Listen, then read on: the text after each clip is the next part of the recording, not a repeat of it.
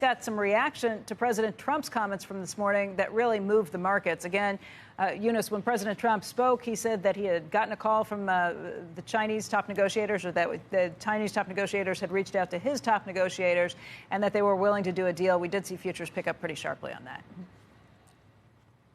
Yeah, well, that's not exactly what the Chinese have been saying. The Chinese Foreign Ministry today said that they are not aware of any weekend phone calls between the trade negotiators. And also the spokesperson added that he had not heard of a call, or that the ministry had not heard of a call by China to restart the talks. So that said, China's chief negotiator, the vice premier Liu He, had earlier in the day indicated that China was willing to resolve the trade dispute with what he described as calm negotiations. So whether or not, though, if there's a phone call or not a phone call, there's probably reason not to get overly excited because, for one thing, the discussions and trade talks were expected in September. China has not formally pulled out of those discussions.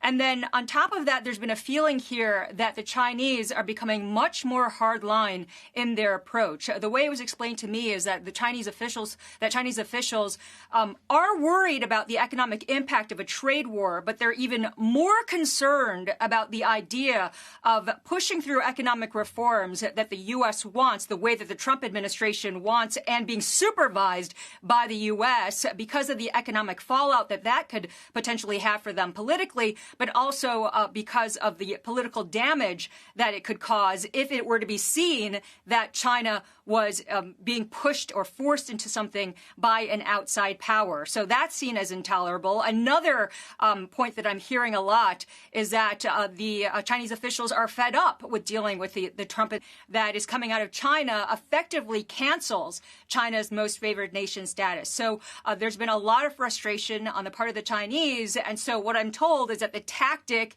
would be to not openly confront the Trump administration, not provoke President Trump, but at the same time wait for a better moment when China would have a better opportunity to get the best outcome for the Chinese.